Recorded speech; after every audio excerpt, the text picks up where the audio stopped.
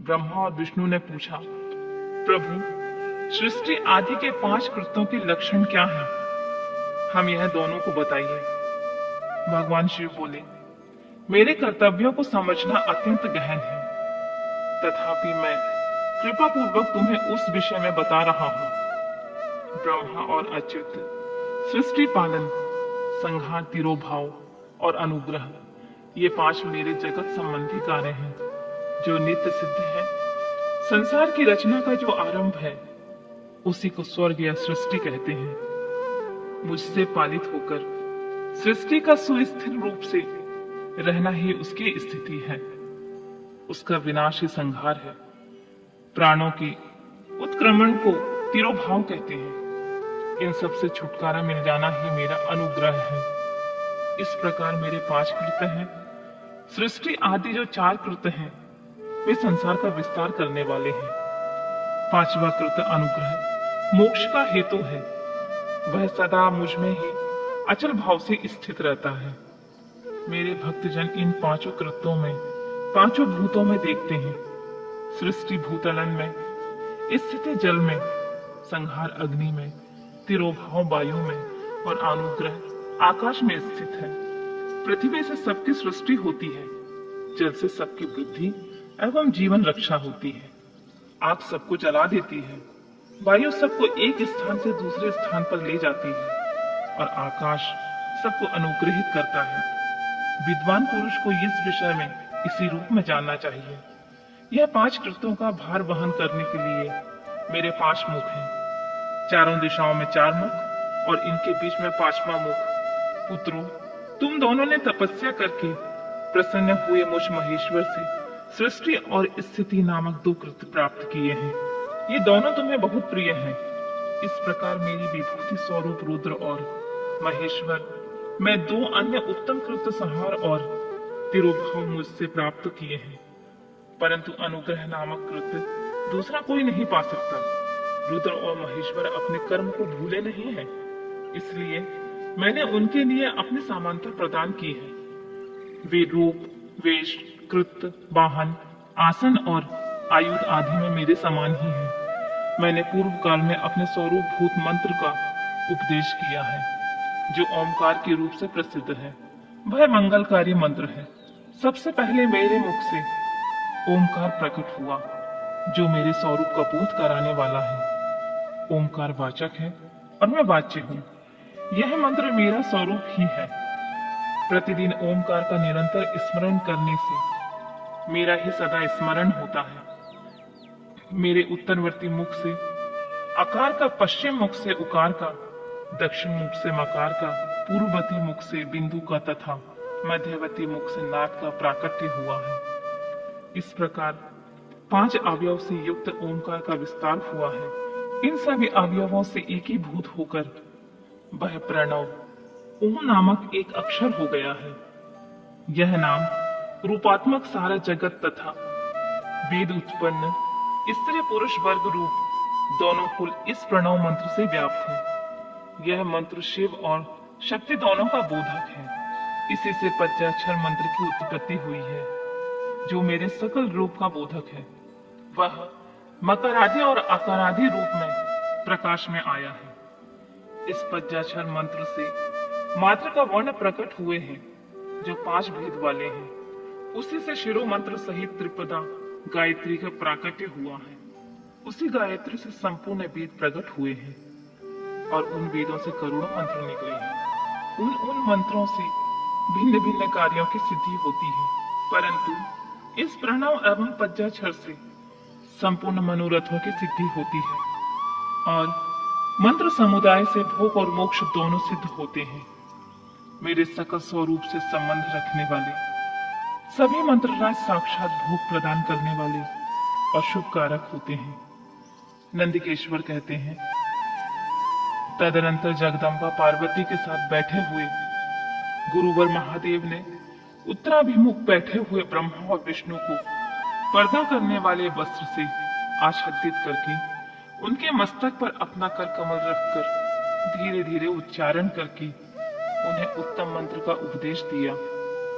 मंत्र तंत्र से बताई हुई विधि के पालन पूर्वक 3 बार मंत्र का उच्चारण करके भगवान शिव ने उन दोनों शिष्यों को मंत्रों की दीक्षा दी। फिर उन शिष्यों ने गुरु दक्षिणा के रूप में अपने आप को ही समर्पित कर दिया और दोनों हाथ जोड़कर उनके समीप खड़े होकर उन देवेश्वर जगत गुरु का स्तवन किया। ब्रह्मा और विष्णु बोले, प्रभु आप निष्कल रूप हैं, आपको नमस्कार है। आप निष्कल तेज से प्रकाशित होते हैं, आपको नमस्कार। आप सबके स्वामी हैं, आपको नमस्कार। आप सर्वात्मा को नमस्कार है, अथवा सकल स्वरूप आप महेश्वर को नमस्कार है। आप प्रणव के वाच्यार्थ हैं, आपको नमस्कार है। आप प्रणव लिंग वाले हैं, आपको नमस्कार। सृष्टि पालन संहार तिरोभाव और अनुग्रह करने वाले आपको नमस्कार। आपके 5 मुख हैं, आप परमेश्वर को नमस्कार। पंच ब्रह्म स्वरूप 5 कृत वाले आपको नमस्कार है। आप सबकी आत्मा है, ब्रह्मा है। आपके गुण और शक्ति अनंत है, आपको मेरा नमस्कार है। आपके सकल और निष्कल दोनों रूप हैं। आप सद्गुरु और शंभु हैं, आपको नमस्कार। आप पद्यों द्वारा अपने गुरु महेश्वर की स्तुति करते हुए ब्रह्मा और विष्णु ने उनके चरणों में प्रणाम किया। महेश्वर बोले, आद्रा नक्षत्र से युक्त चतुर्दशी को जो प्रणव का जप किया जाए तो वह अक्षय फल देने वाला होता है। सूर्य की संक्रांति से युक्त महा आद्रा नक्षत्र में एक बार किया हुआ प्रणव जप कोटि गुने जप का फल देता है। मृगशिरा नक्षत्र का अंतिम भाग तथा पुनर्वसु का आदिम भाग पूजा होम और तर्पण आदि के लिए सदा आद्रा के समान ही होता है। यह जानना चाहिए, मेरा या मेरी लिंग का दर्शन प्रभात काल में ही, प्रातः या मध्याह्न के पूर्व काल में करना चाहिए। मेरे दर्शन पूजन के लिए चतुर्दशी तिथि निषेध व्यापिनी अथवा प्रादोष व्यापिनी लेनी चाहिए, क्योंकि परिवर्तनीय तिथि से संयुक्त चतुर्दशी की ही प्रशंसा की जाती है। पूजा करने वालों के लिए मेरी मूर्ति तथा लिंग दोनों समान हैं। फिर भी मूर्ति की अपेक्षा लिंग का स्थान ऊंचा है। इसलिए मुमुक्षु पुरुष को चाहिए कि वे बेर से भी श्रेष्ठ कर समझकर लिंग का पूजन करें। लिंग का ओंकार मंत्र से, बेर का पंचाक्षर मंत्र से पूजन करना चाहिए। शिवलिंग की स्वयं स्थापना करके अथवा दूसरों से स्थापना करवाकर उत्तम द्रव्यमय उपचारों से पूजा करना चाहिए। इससे मेरा पद सुलभ हो जाता है। इस प्रकार दोनों शिष्यों को उपदेश देकर भगवान शिव वहां से अंतर ध्यान हो गए। ऋषियों ने पूछा, सूत जी, शिवलिंग की स्थापना कैसे की जानी चाहिए? उसका लक्षण क्या है तथा उसकी पूजा कैसे करनी चाहिए? किस देश काल में करनी चाहिए? किस द्रव्य से द्वारा उसका निर्माण होना चाहिए? सूत जी ने कहा, महर्षियों, मैं तुम लोगों को इस विषय में वर्णन करता हूं, ध्यान देकर सुनो और समझो। अनुकूल एवं शुभ समय में किसी पवित्र तीर्थ, नदी आदि के तट पर अपनी रुचि के अनुसार ऐसी जगह शिवलिंग की स्थापना करनी चाहिए जहां नित्य पूजन हो सके। पवित्र द्रव्य से, जलमय द्रव्य से अथवा तेजस पदार्थ से उसकी रुचि के अनुसार कल्पोक्त लक्षणों से युक्त शिवलिंग का निर्माण करके उसकी पूजा करने से उपासक को पूजन का पूरा फल प्राप्त होता है। संपूर्ण शुभ लक्षणों से युक्त शिवलिंग की पूजा यदि की जाए तो वह तत्काल पूजा का फल देने वाला होता है। यदि जल प्रतिष्ठा करनी हो तो इसके लिए छोटा सा शिवलिंग अथवा विग्रह श्रेष्ठ माना गया है। यदि अचल प्रतिष्ठा करनी हो तो स्थूल शिवलिंग अथवा विग्रह अच्छा माना गया है। उत्तम लक्षणों से युक्त शिवलिंग की पीठ सहित स्थापना करनी चाहिए।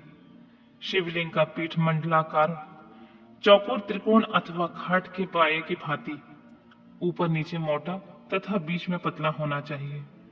ऐसा लिंग पीठ महान फल देने वाला होता है। पहले मिट्टी से, प्रस्तर आदि से अथवा लोहे आदि से शिवलिंग का निर्माण करना चाहिए। जिस द्रव्य से शिवलिंग का निर्माण हो उसी से उसकी पीठ भी बनाना चाहिए। यही अचल प्रतिष्ठा वाले शिवलिंग की विशेष बात है। चल प्रतिष्ठा वाले शिवलिंग में भी लिंग और पीठ का एक ही उपादान होना चाहिए, किंतु वाण लिंग के लिए यह नियम नहीं है। लिंग की लंबाई निर्माणकर्ता या स्थापना करने वाले यजमान के 12 अंगुल के बराबर होनी चाहिए। ऐसे ही शिवलिंग को उत्तम कहा गया है। इससे कम लंबाई हुई तो फल में कमी आ जाती है, अधिक हो तो कोई दोष की बात नहीं होती है। चरलिंग में भी ऐसा ही नियम है। उसकी लंबाई कम से कम कर्ता की 1 उंगली के बराबर होनी चाहिए। उससे छोटा होने पर अल्प फल मिलता है, किंतु उससे अधिक होने पर दोष की बात नहीं होती है। यजमान को चाहिए कि वह पहले शिल्प शास्त्र के अनुसार एक विमान या देवालय बनवाए जो देवगणों की मूर्तियों से अलंकृत हो। उसका गर्भगृह बहुत ही सुंदर, सुदृढ़ एवं दर्पण के समान स्वच्छ हो। उसे 9 प्रकार के रत्नों से विभूषित किया गया हो और पूर्व और पश्चिम दिशा में 2 मुख्य द्वार हो। जहां शिवलिंग की स्थापना करनी हो, उस स्थान के गर्त में नीलम, लाल वैदुर्य, श्याम, मरकत, मोती, मूंगा, गोमेद और हीरा, इन 9 रत्नों को तथा अन्य महत्वपूर्ण द्रव्यों को वैदिक मंत्रों के साथ छोड़ें। सज्जोजात आदि 5 वैदिक मंत्रों द्वारा शिवलिंग का 5 स्थानों में क्रमशः पूजन करके अग्नि में भविष्य की अनेक आहुतियां दें और परिवार सहित मेरी पूजा करके गुरु स्वरूप आचार्य को धन से तथा भाई बंधुओं को मनचाही वस्तुओं से संतुष्ट करें। याचकों को जड़, सुवर्ण ग्रह तथा भू संपत्ति तथा चेतन गो आदि वैभव प्रदान करें। स्थावर जंगम सभी जीवों को यत्न पूर्वक संतुष्ट करके एक गड्ढे में स्वर्ण तथा 9 प्रकार के रत्न भरकर सद्योजात आदि वैदिक मंत्रों का उच्चारण करके परम कल्याणकारी महादेव जी का ध्यान करें।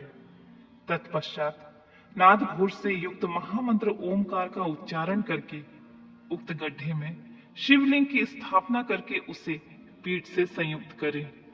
इस प्रकार पीठ युक्त लिंग की स्थापना करके उससे नित्य लेपन दीर्घ काल तक टिके रहने वाले मसाले से जोड़कर स्थिर करें।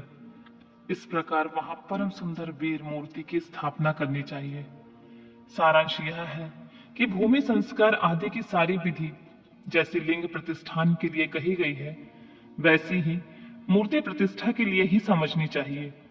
अंतर इतना है कि लिंग प्रतिष्ठा के लिए प्रणव मंत्र का उच्चारण का विधान है, परंतु मूर्ति की प्रतिष्ठा पंचाक्षर मंत्र से करना चाहिए। जहां लिंग की प्रतिष्ठा हुई है, वहां भी उत्सव के लिए बाहर सवारी निकालने आदि के निमित्त मूर्ति को रखना चाहिए। मूर्ति को बाहर से भी लिया जा सकता है, उसे गुरुजन से ग्रहण करें। बाहर मूर्ति लेने योग्य है जो साधु पुरुषों द्वारा पूजित हो। इस प्रकार लिंग में और मूर्ति में भी की हुई महादेव की पूजा शिव पद प्रदान करने वाली होती है।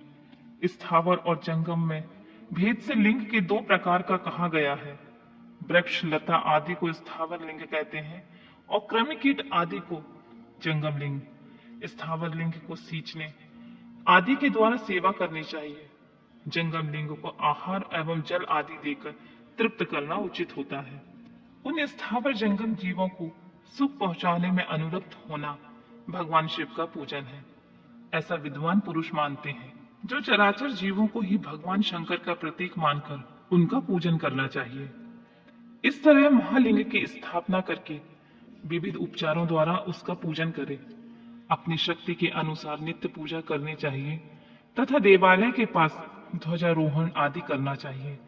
शिवलिंग साक्षात शिव का पद प्रदान करने वाला होता है, अथवा चरलिंग में षोडशोपचारों द्वारा यथोचित रीति से क्रमशः पूजा करें। यह पूजन भी शिव पद प्रदान करने वाला होता है। आवहन, आसन, अर्घ्य, पाद्य, पादांग, आचमन, अभ्यंग पूर्वक स्नान, वस्त्र एवं यज्ञोपवीत, गंध, पुष्प, धूप, दीप, नैवेद्य, तांबूल समर्पण, निरांजन, नमस्कार और विसर्जन, ये 16 उपचार हैं। अथवा अर्घ्य से लेकर नैवेद्य विधिवत पूजन करें। अभिषेक, नैवेद्य, नमस्कार और तर्पण, ये सब यथाशक्ति नित्य करें। इस तरह किया हुआ शिव का पूजन शिव पद की प्राप्ति कराने वाला होता है। अथवा किसी मनुष्य के द्वारा स्थापित शिवलिंग में, ऋषियों द्वारा स्थापित शिवलिंग में, देवी देवताओं द्वारा स्थापित शिवलिंग में, अपने आप प्रकट हुए स्वयं लिंग में तथा अपने द्वारा नूतन स्थापित हुए शिवलिंग में भी उपचार समर्पण पूर्वक जैसे जैसे पूजन करने से या पूजन की सामग्री देने से भी मनुष्य ऊपर जो कुछ कहा गया है वह सारा फल प्राप्त कर लेता है। क्रमशः परिक्रमा और नमस्कार करने से शिवलिंग शिव पद की प्राप्ति कराने वाला होता है। यदि नियम पूर्वक शिवलिंग का दर्शन मात्र कर लिया जाए तो वह भी कल्याणप्रद होता है। मिट्टी, आटा, गाय के गोबर, फूल, कनेर पुष्प, फल, गुड़, मक्खन, भस्म अथवा अन्य से भी अपनी रुचि के अनुसार शिवलिंग बनाकर तदनुसार उनका पूजन करें अथवा प्रतिदिन 10,000 प्रणव मंत्र का जाप करें अथवा दोनों संध्याओं के समय एक एक सहस्त्र प्रणव का जाप करें। यह भी शिव पद की प्राप्ति कराने वाला होता है, ऐसा जानना चाहिए। जब काल की मकरांत प्रणव का उच्चारण मन की शुद्धि कराने वाला होता है। समाधि में मानसिक जप का विधान है और अन्य सब समय में उपांशु जप ही करना चाहिए। नाद और बिंदु से युक्त ओमकार के उच्चारण को विद्वान पुरुष समान प्रणव कहते हैं। यदि प्रतिदिन आदर पूर्वक 10,000 पंचाक्षर मंत्र का जप किया जाए अथवा दोनों संध्याओं के समय एक एक सहस्त्र का ही जप किया जाए तो उसे शिव पद की प्राप्ति कराने वाला समझना चाहिए। ब्राह्मण के लिए आदि में प्रणव से युक्त पंचाक्षर मंत्र अच्छा बताया गया है। कलश से किया हुआ स्नान, मंत्र की दीक्षा, मातृकाओं का न्यास, सत्य से पवित्र अंतःकरण वाला ब्राह्मण तथा ज्ञानी गुरु, इन सब को उत्तम माना गया है। द्विजनों के लिए नमो शिवाय का उच्चारण का विधान है। द्विजोत्तरों के लिए अंत में नमः पद की प्रयोग की विधि है, अर्थात वे शिवा नमः इस मंत्र का उच्चारण करें। स्त्रियों के लिए कहीं कहीं विधि पूर्वक नमोन्तम उच्चारण का विधान है, अर्थात वे भी शिवा नमः का ही जाप करें। कोई कोई ऋषि ब्राह्मण की स्त्रियों के लिए नमः पूर्वक शिवाय की जप की अनुमति देते हैं, अर्थात वे नमः शिवाय का जाप करें। पंचाक्षर मंत्र का 5 करोड़ जाप करके मनुष्य भगवान सदा शिव के समान हो जाता है। 1, 2, 3 अथवा 4 करोड़ का जप करने पर क्रमशः ब्रह्मा, विष्णु, रुद्र तथा महेश्वर का पद प्राप्त होता है। अथवा मंत्र में जितने अक्षर हैं उनका पृथक पृथक 1-1 लाख जप करें अथवा समस्त अक्षरों का एक साथ जितने अक्षर हों उतने लाख जप करें। इस तरह के जप को शिव पद की प्राप्ति कराने वाला समझना चाहिए। यदि 1000 दिनों में प्रतिदिन 1 सहस्त्र जप के क्रम से पंचाक्षर मंत्र का 10 लाख जप द्वारा पूरा कर लिया जाए तो प्रतिदिन ब्राह्मण भोजन कराया जाए तो इस मंत्र से अभीष्ट कार्य की सिद्धि होने लगती है। ब्राह्मण को चाहिए कि वह प्रतिदिन प्रातः काल 1008 बार गायत्री का जप करे। ऐसा होने पर गायत्री क्रमशः शिव का पद प्रदान करने वाली होती है। वेद मंत्रों और वैदिक सूत्रों का भी नियम पूर्वक जप करना चाहिए। वेदों का पारायण भी शिव पद की प्राप्ति कराने वाला होता है, ऐसा जानना चाहिए। अन्य जो बहुत से मंत्र हैं उनका भी जितने अक्षर हों उतने लाख जप करें। इस प्रकार जो यथाशक्ति जप करता है वह क्रमशः शिव पद मोक्ष को प्राप्त कर लेता है। अपनी रुचि के अनुसार किसी एक मंत्र को अपनाकर मृत्यु पर्यंत प्रतिदिन उसका जप करना चाहिए। अथवा ओम इस मंत्र का प्रतिदिन 1 सहस्त्र जप करना चाहिए। ऐसा करने पर भगवान शिव की आज्ञा से संपूर्ण मनोरथों की सिद्धि होती है। जो मनुष्य भगवान शिव के लिए फुलवारी या बगीचा आदि लगाता है तथा शिव के कार्य के लिए मंदिर में झाड़ने बुहारने आदि की व्यवस्था करता है, वह इस पुण्य कर्म को करके शिव पद प्राप्त कर लेता है।